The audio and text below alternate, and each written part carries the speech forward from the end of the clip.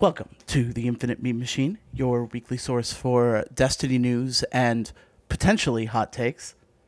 My name is Joe, and with me is my co-host. Why are you doing an NPR voice? I don't like it. I'm gonna do what I want. Oh, fuck. All right, there we go. Hi, I'm Matt or Jan, as my mom calls me, and we'll be your spirit guides through the tumultuous world of the Destiny, the TWAB, and other cool story stuff. Is that what we're doing? Something like that. Before we get into it, though, I want to ask everybody: tell your friends about us, because word of mouth is huge for small podcasts like us. Joe, what do we have to talk about today? We actually have a lot to talk about today. We do, but what have you been doing in Destiny? Reluctantly grinding for Bright Dust. Why Bright Dust? Because my coffers have been running a little low, and it's pretty easy to just do 5 bounties in the fucking haunted forest over and over again. True. How much have you gotten from doing that? I don't know, a couple thousand so far. I need a lot more. I need to. Oh my god! I need to get enough to finish purchasing all of the Bright Dust statues in the tribute hall before they go away. Oh, okay. Yeah. So I've been doing all sorts of bounty stuff. Saving up those bounties for that XP that won't matter anymore. Yeah, I've already got 136 saved up across my characters. Jesus Christ. That I still have about 40 or 50 more I gotta get, though. What the fuck, dude? I mean, the grind don't stop, my man. You're fucking insane. Listen, man, I'm all about that. I'm all about that prep, that day one. I love it. I live for it. I'm not sure what's more ridiculous. That amount of bounties or the amount of whatever that fucking ship is that you have stacked in your vault. Oh, my 120 sums of all his authorities. Yeah, the grind don't stop, my man. Oh. So before we get into the interesting stuff, we found an ARG. Well, Raid Secrets found an ARG. That is time gated. Yeah, it's always weird when they. At least it is visible and announced that it's time gated, and it's not just Raid Secrets doing what Raid Secrets normally does, which is going fucking insane. Yeah, I mean, and it kind of makes sense that this one is time gated because it looks like it was kind of meant to start when people were supposed to get the collector's editions, like right before Beyond Light. And people are getting them early, so I could see why we're not getting it yet. Yeah, makes sense.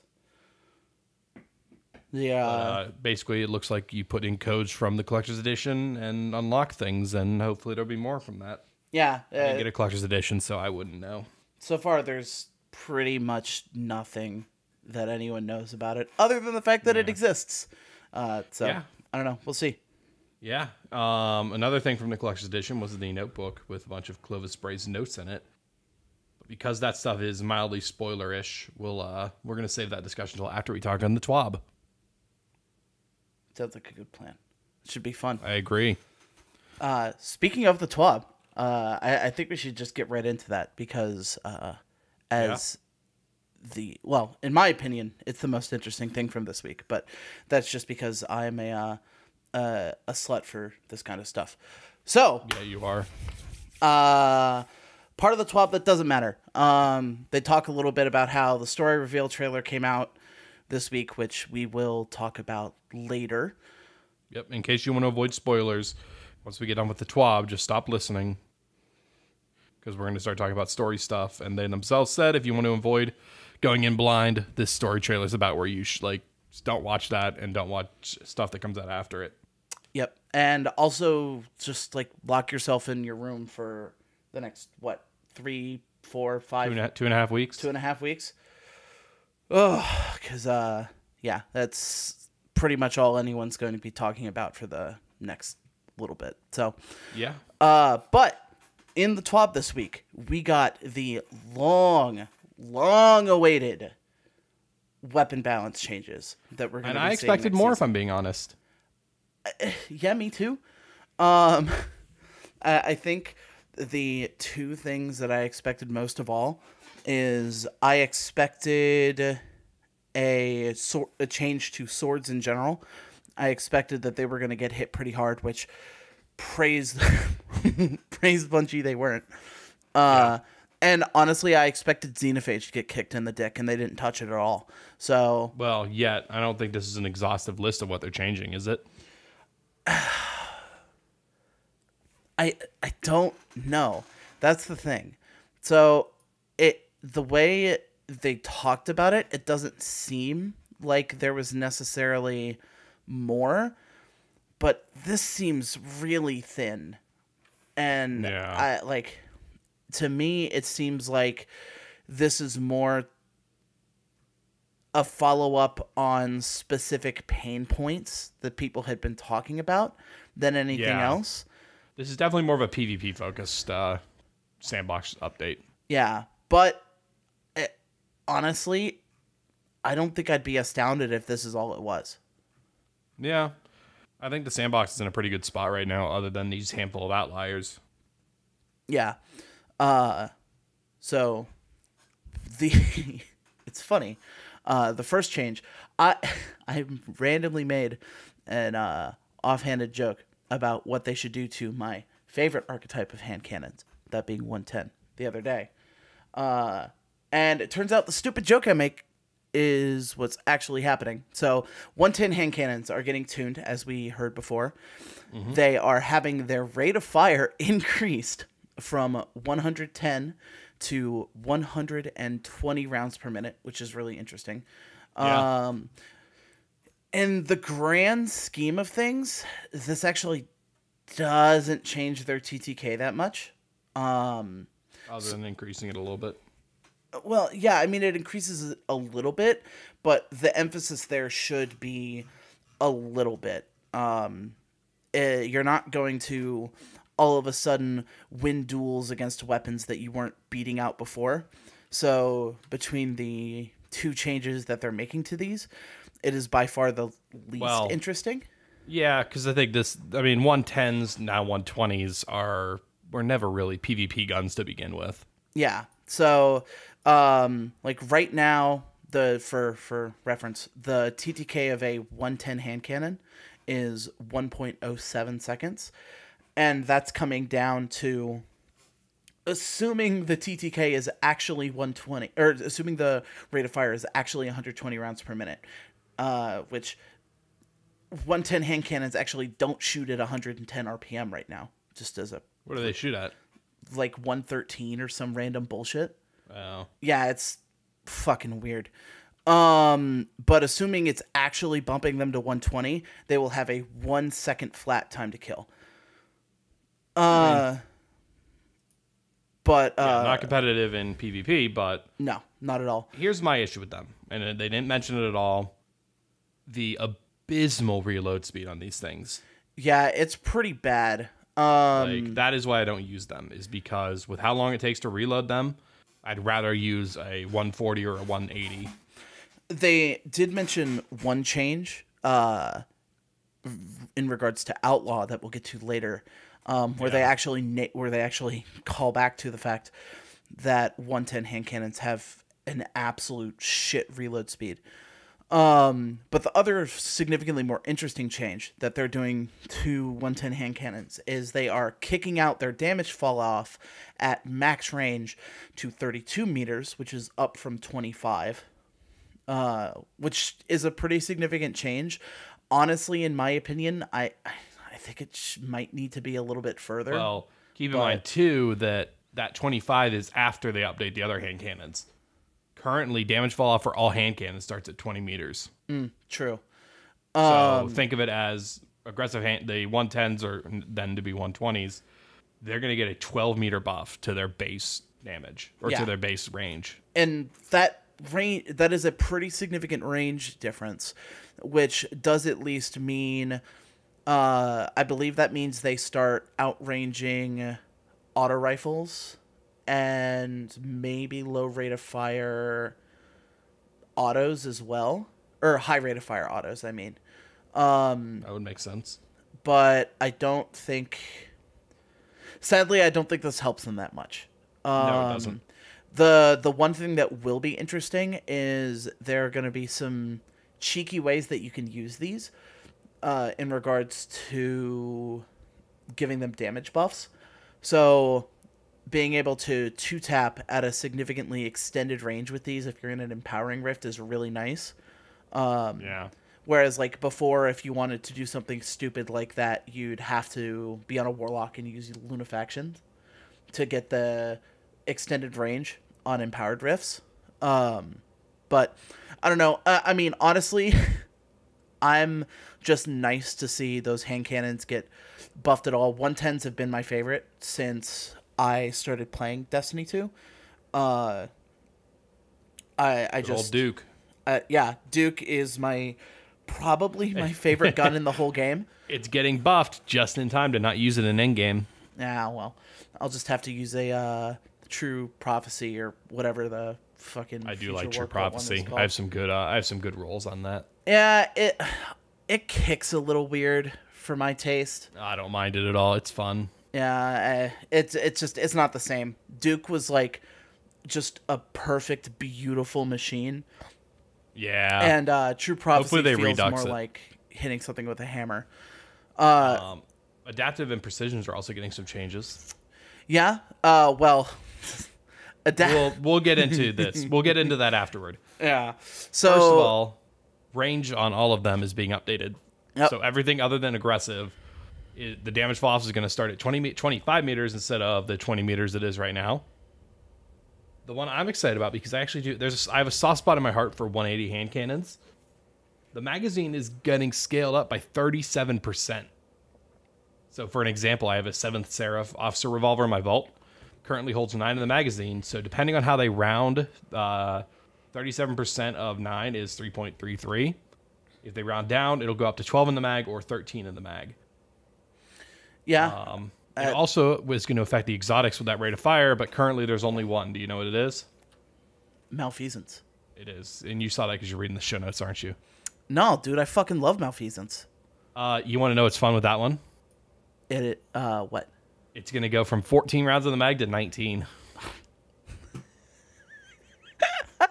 Yeah, so you'll just never have to reload Malfeasance. So enjoy that. Oh... That is really, really silly. Yeah, it'll be fun. But because of the fact that they said exotics with that rate of fire, maybe we're getting a 180 hand cannon. So in case anyone was wondering when we're gonna get another exotic hand cannon, it might be this season. Maybe that's one of the changes they're making to Hawkmoon, is they're gonna make it a 180. Oh, maybe. Please don't do that. So please have that. Now we get to the meat of the hand cannon changes, and the part that I like, except for one thing. So, lightweight hand cannons are dead.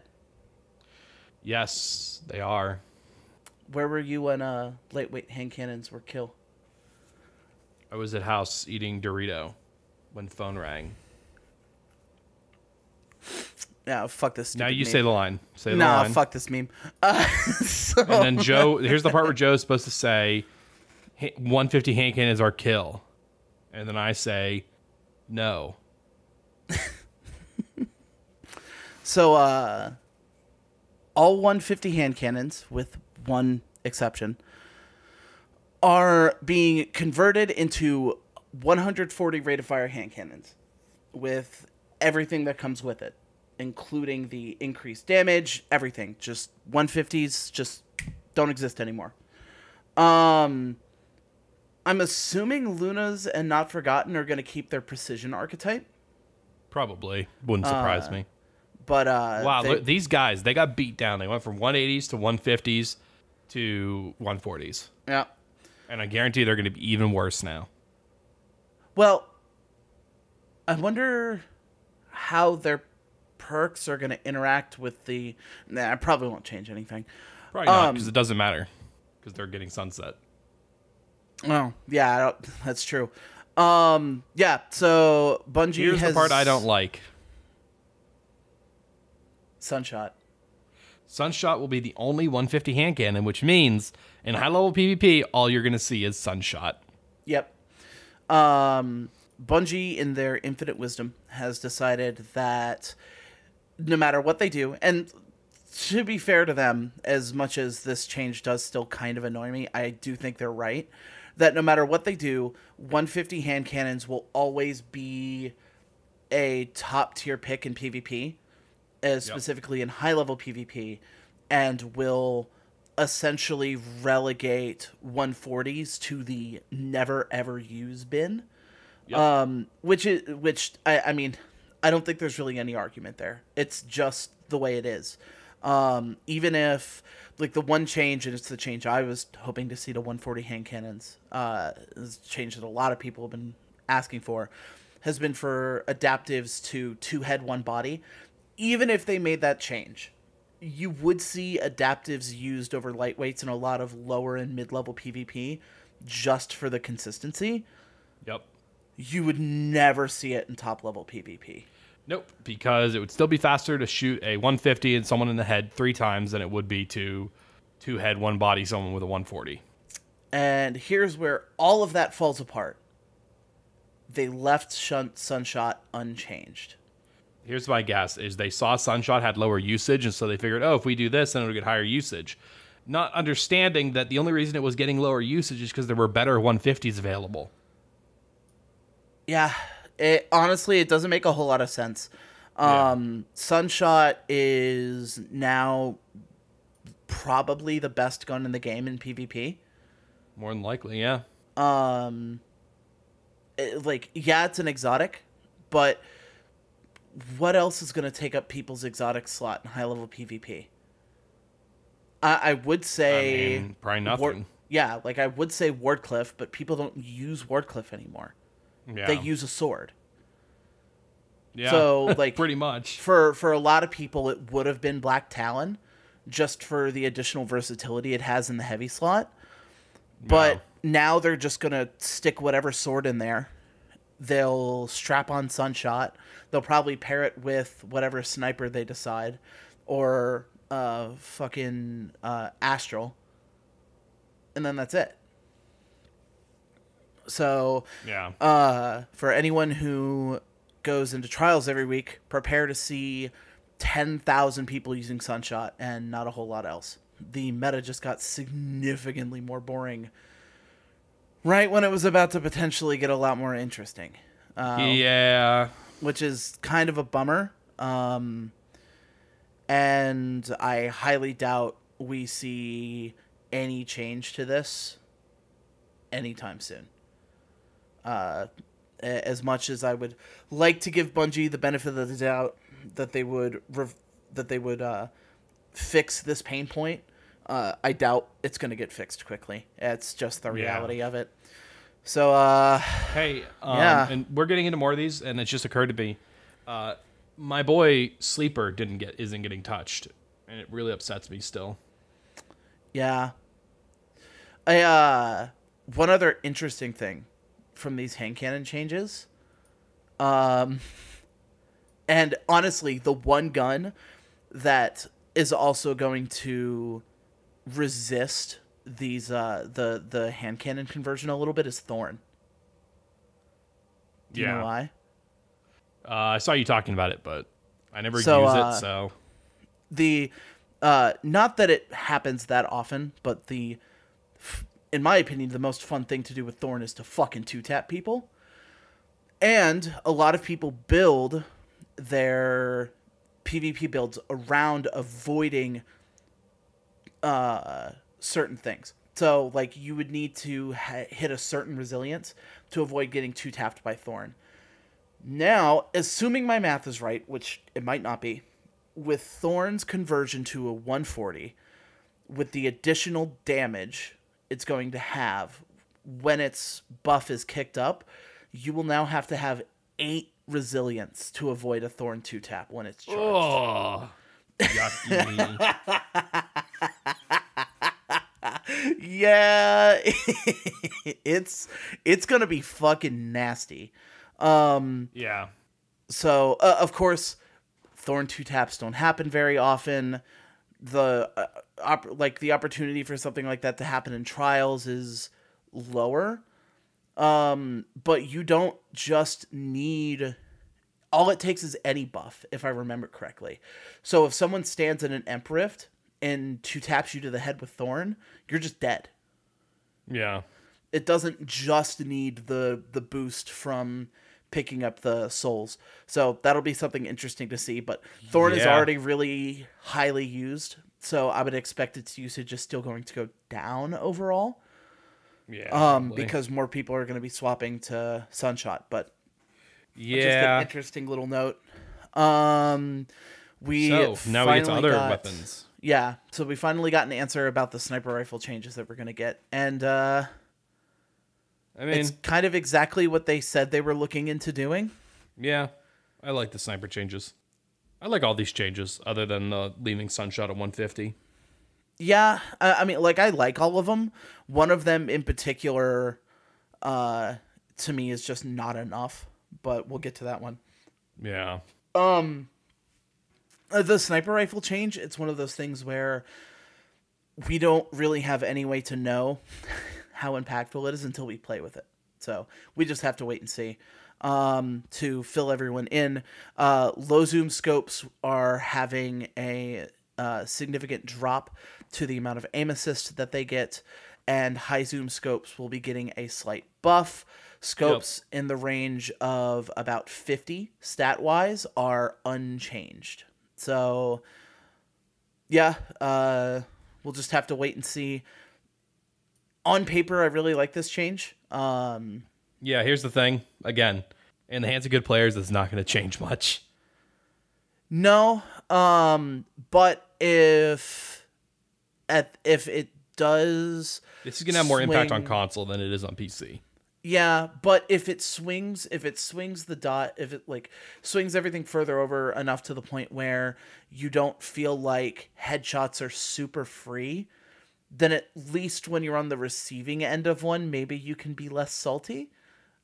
I don't know. I'm kind of reaching there. Yeah, we'll see. Yeah. Auto rifles. I'm a fan of this change, at least coming from PvP. Yeah, so 600 rate of fire auto rifles are having their damage per bullet reduced from 15.75 to 14.25. Note, those are body damage values.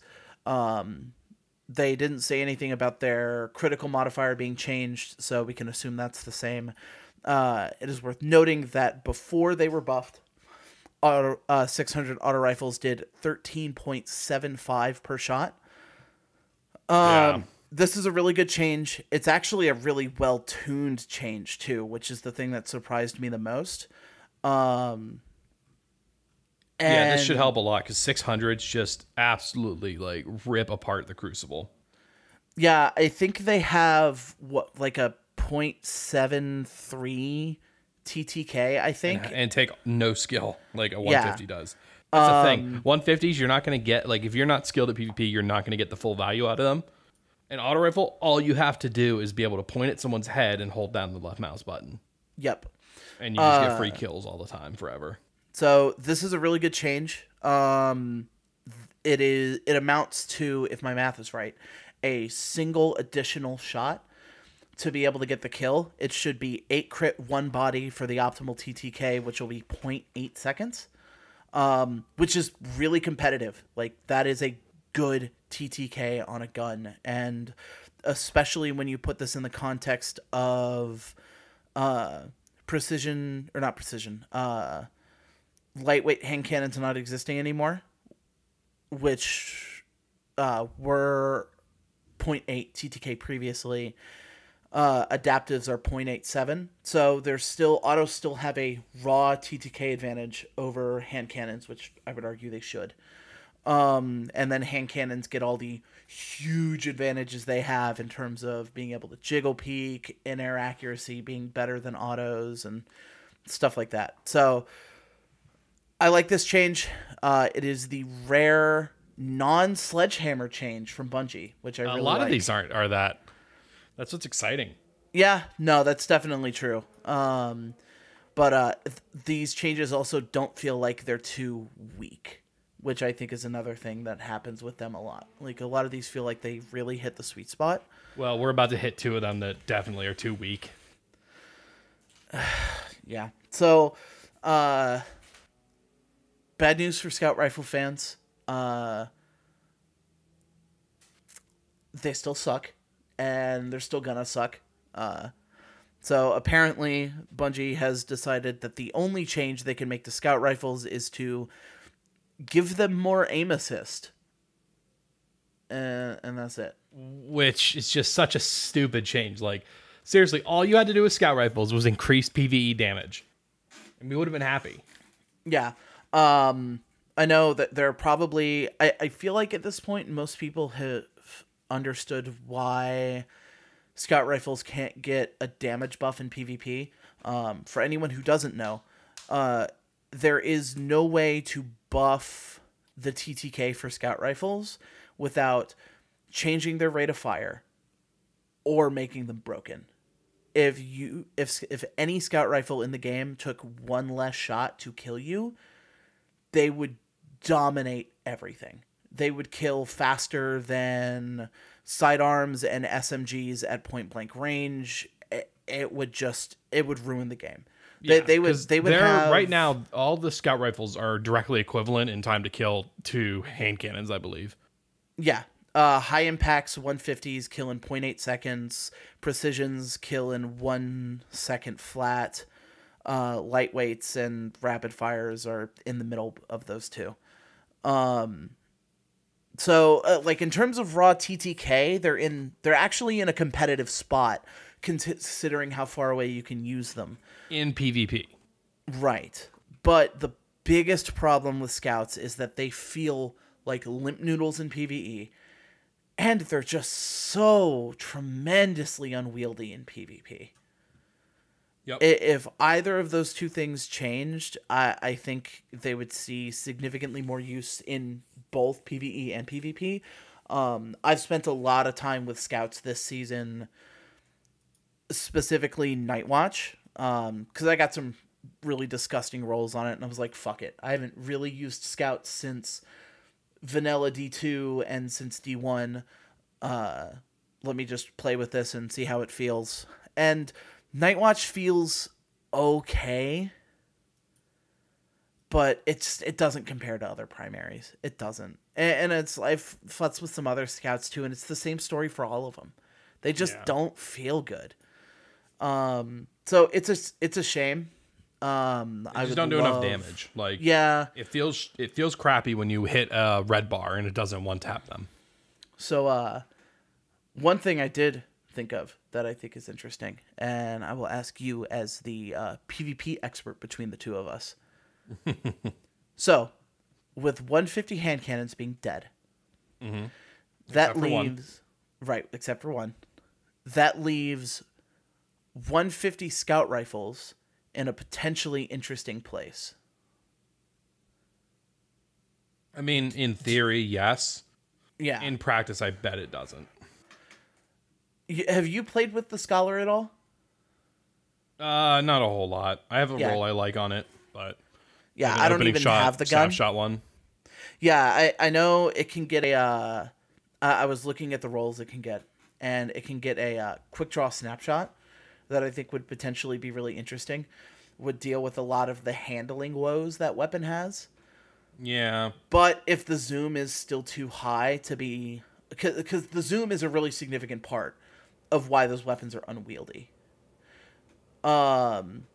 Like if you compare them to hand cannons, they have like their zoom stat is like 50% higher or something like that. Yeah. Which makes them really hard to use. Though I do think they are comparable to some pulses. But yeah, I don't know. Even at that point, I think you're right. I think it's just you could see them get used, but I just don't think they have enough going for them. But we could be wrong. 'Cause here's the thing: someone using them, all you have to do to counter them is get in their face. Yeah, yeah, that's true. Like when you're ADS'd on a scout, you are pretty committed. Yeah, exactly. Like one of the biggest advantage of a hand cannon is you can just bail. And with a sniper, it's like, yeah, you're aiming down sights, but if someone gets close to you, you can go for a body shot, and if you hit it, you can just melee them, and you're done. Yeah. Scouts, it's a little bit like you can still kind of play it the way you do with the sniper, but it's just not the same. Yeah. Like you'll have to, if you're using a scout, what are you going to pair it with? You're probably pairing it with a shotgun, I guess. Yeah. But even then, it's like, you got to commit to one or the other. Exactly. And I just don't think scout shotgun is that good of a combo. You're not going to run a scout and a sniper rifle because that's just fucking stupid. Mm-hmm. And fusions are dead, so you're not using those. So, and then grenade launchers are their own beast, so they play by different rules. Though we're probably going to see, I mean, we really only saw one in the meta for the longest time because Mountaintop, and we'll get to that in a minute because we try to pick up the pace a little bit here. But Mountaintop, we're not going to see it in high-level PvP anymore because it's getting sunset. So, in another fairly limp change... This isn't just fairly limp. This is like, doesn't even register change. It's full flaccid. So here's the context. When I read this originally, I misread it. Oh, no. And was really excited for it. And then I read it again and realized, oh, this is literally not going to matter at all. Yep. So rocket launchers are having their reserves, keyword there being reserves, increased by 1 to 2 rockets, depending on their inventory stat. This doesn't do anything. It doesn't. It doesn't do one damn thing. Like, when I originally read it, I thought they were getting 1 to 2 rockets in their magazine. I'm like, oh, yes, that's what we needed. Like, rockets are actually going to be viable again. Nope. They're just going to have 1 or 2 extra rockets. And for context, most rockets hold, like, 1 in the mag and then 3 or 4 in reserve. So now instead it'll be 1 in the mag and 4 or 5 in reserve. Yeah. It's not good at all. Like, this is a change that Rockets needed, but it is not the change that Rockets needed. And honestly, I'm not even sure that more in the mag would help Rockets enough for them to be usable. No, their damage sucks for how long they take to fire. They need more blast radius, more impact damage. They just are outclassed by grenade launchers in every way. That is a really funny statement. Rockets are in the exact same place right now that grenade launchers were before Forsaken. Yeah. Like, that is a fucking wild statement. Yeah. Everything a rocket could do, a grenade launcher could do better. And it's just the sentence has been flipped. It's so dumb. Oh, poor rocket launchers. It's true, though. I'll always have a few rockets from back in our Riven cheesing days lying around. Same here. My Bad Omens and fuck, what was the other one? It's been so long since I've used it, I don't even remember. We do got a hustle here. General changes. Outlaws getting changed from plus 50 to plus 70. That'll be nice. Like, you know, quicker reloads. Cool. Merciless is getting a little bit more reserve ammo.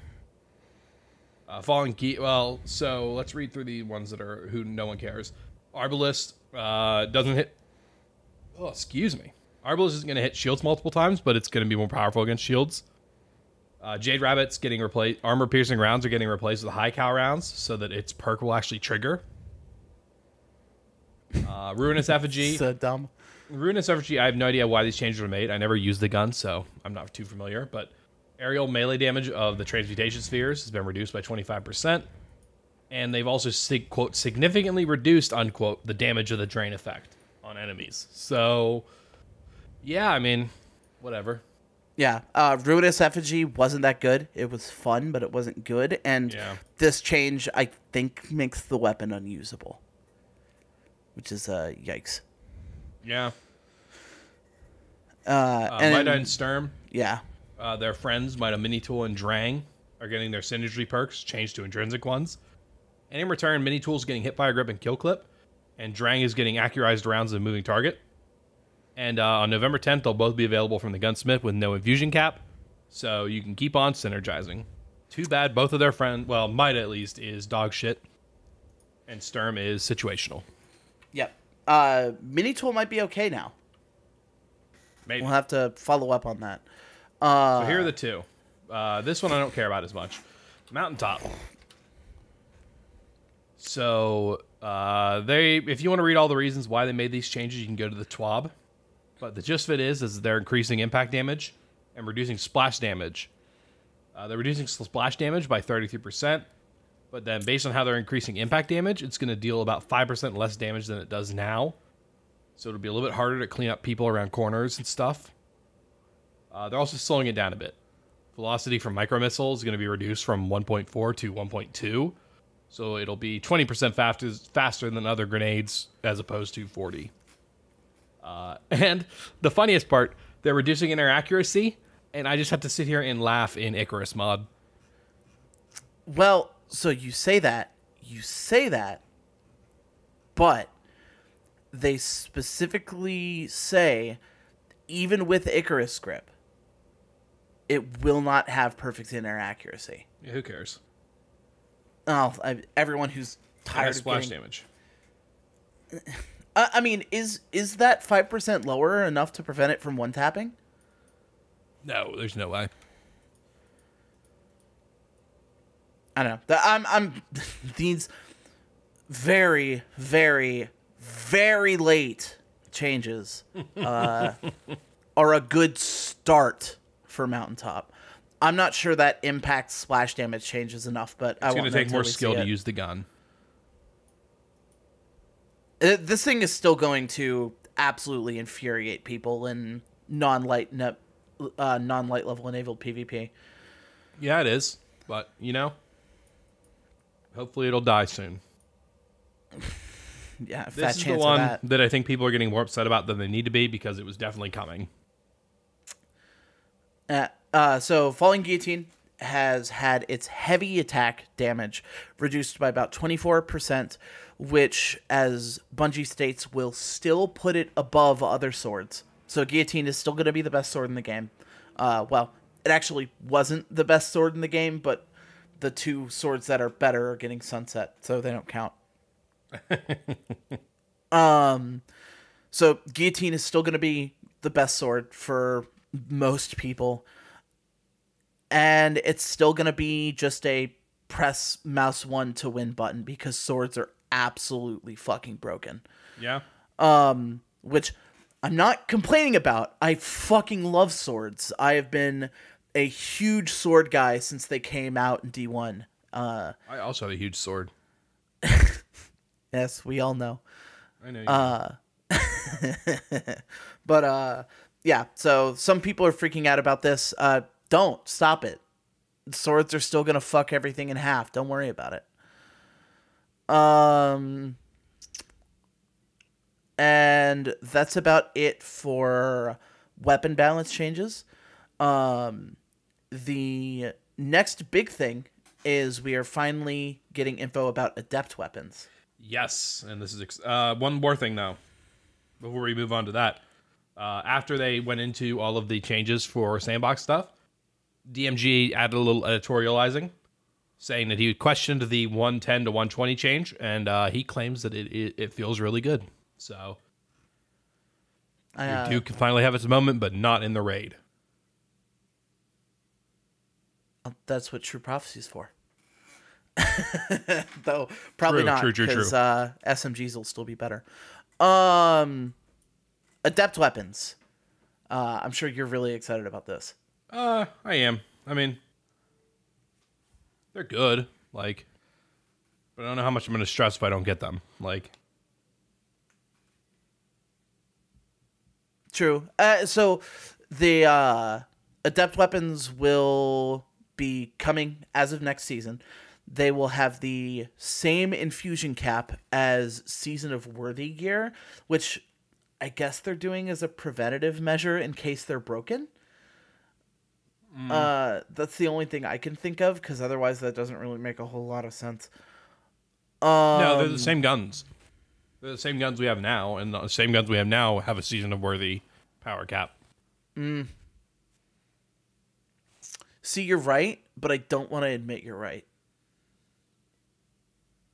I mean, you basically already did, so, No, not at all. Moving on. So, along with Adept weapons, we are going to be getting Adept mods, which can only be placed on Adept weapons. Adept weapons will have a slightly modified masterwork.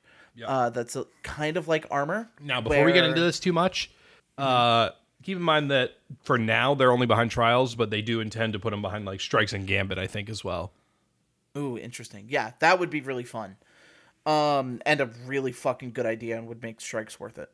But so a masterwork on an adept weapon will still give you plus 10 to the masterwork stat, just like everything else. But in addition to that, it will give you plus 3 to every other stat. I'm assuming that means every stat except impact. I don't know. They said all alternate stats. That has to mean all the stats that can be masterworked. Yeah, I would assume, because it shouldn't impact the hidden stats at all. So yeah, which is a very small change, but I mean it's something. It's gonna make the guns feel even just a little bit better. So it's nice to have. Honestly, Yeah. I think the more interesting thing is the mods. Though before we get to those, adept weapons can have either a normal mod or an adept mod, and they will have a unique shader that is exclusive to adept weapons. It cannot be removed and placed on other weapons or armor. So, adept mods. So there are going to be two different kinds. There are going to be stat boosting mods that will give you a raw boost to a specific stat, like getting plus 10 range on the gun, which is really cool. Or there will be and then in addition to that, there will be adept versions of existing mods. They give an example of backup mag, where instead of plus 30 to the mag, it will give you plus 40 at the cost of something else. In the example shown, it's plus 40 to your mag stat and minus 20 to your handling. Yep. I think those are really interesting. They are a lot like, they're the exact same as the new perks we saw in Iron Banner with Iron Gaze and Iron Grip, where you're getting a huge boost for losing something else. I love that. I loved those kinds of perks on guns back in D1. We have a few of them in D2. But I mean, in general, these changes are really cool. The mods feel like they're less designed to be really good, which some of them probably are going to be really good, and are more like your people who play high level PvP are going to have a lot more options in terms of how they potentially want to kit out their weapons, which is nice. Yeah. Both adept weapons and their mods are acquired specifically from going flawless. The mods will be on a weekly rotation. The weapons will drop from the chest every other week because it will rotate with armor. And every time you go flawless, you will get a weapon drop on those weeks, so they can be farmed. So all of that is really cool. Let's see. The one other change is that the armor will be refreshed in a future season. So we'll see when that happens. Yeah. And it'll probably be a year after Season of Worthy. So, like, we've had this armor and weapons for a year, and then we'll get a refresh. Yep. I imagine they will probably... I wonder if they're just going to stick with the same armor, or if they're going to go with a different set. We'll go with a different set. Yeah, I would hope so. Different set of guns, too. Should all be cool. Trials hand cannon, finally. Ooh, that'll be spicy. Yeah. They're going to make it a 180. Oh, I mean, hey. I'm fine with that. I like 180s. Then some just some housekeeping stuff. Twitch Prime rewards. Go get them. There's new ones. And then here's a fun one. If you haven't done your Interference Loop Triumph, well, you're out of luck. Because the only encounter available in Interference now is the Nocris one. Yep. And then a couple weird bugs. Apparently the Convergence Ornament for Transversive Steps clips through robes. Who cares? Ashen Wake causes damage to allies. I think that's been around for a while. And the Unbridled Enthusiasm emote is not playing audio right. Again, who cares? 2 more TWABs will be on light. We'll find out about bounties, currency, and progression next week. But they added a note to this one addressing bounties and whether or not they're going to go away. I got good news. Other than the seasonal ones and the ones for events or for things that are going into the Destiny content vault. So Gambit Prime, Black Armory, Festival of the Lost, Season of Worthy, or Season of Arrival stuff.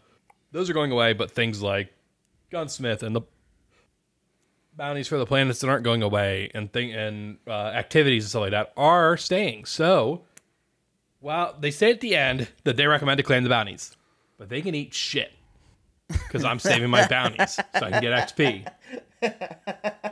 The only thing to be aware of is if you're saving Crucible or Gambit bounties, that infamy or valor you get from those bounties is going to affect whether or not you get a powerful drop from the rank up packages. So my advice would be not to hold like Strike, Banshee, Moon, Earth, and Nessus bounties. Interesting. Or you could just not say bounties like me. Yeah, don't prepare for the raid. Well, I mean, bounties don't really help you prepare for the raid anymore. They do. Based on what I have right now, as soon as the season launches, I will be able to hit rank 18 on the season pass and get a 5 power bonus. Jesus Christ. But the power bonus doesn't matter. Not for day 1, but, you know. After that, for sure. And then we don't have time to discuss it, but there are 2 things you should go check out. I'm going to try to scare up a link for the Imgur page of the Beyond Light Collector's Edition book, which has some really cool stuff about Clovis Bray and his adventure to Europa and trying to start up the EXO program. And the other thing is at the top of the TWAB, which is the Beyond Light story reveal trailer, which has some pretty cool stuff in it. Yeah, just some story details, but if you're trying to go in blind, don't watch it. The trailer's really exciting. Yeah. Everyone should watch it. But I mean, that about wraps us up, Joe. Yeah, I guess it does. Yeah, well, we thank you for listening, and I want to tell you again, please tell your friends about our show, because word of mouth, again, is huge for podcasts like us. And while you're listening to podcasts, you should go check out Pop Culture Unboxing, where me and my friends Ryan and Zach discuss pop culture stuff. We actually just celebrated our 50th episode, released yesterday. We kind of reminisced a little bit about, the past 50 episodes and the show that Ryan and I did before that, and a little bit into how we created the show. So it's kind of fun. You should go listen. If you want to find me, or you want to find the show, you can find it on Twitter at MeMachineCast, M-E-M-E MachineCast. And if you want to find me, you can find me on Twitter at MattRossVO, or you can find me on Twitch and YouTube at Jan Jinkle. And if you want to find me anywhere, I am on Twitter at HowTallItWould, and I am also on Twitch, also at HowTallItWould. What can they see there? They can see me being bad at games that I try to speedrun, primarily The Messenger, as well as goofing off and doing stuff like Among Us with friends and other random bullshit. Sounds like fun. It is a very good time. We just chill, hang out, have a good time. Fun. Well, thank you all for listening. I love you. I don't. Fuck you guys.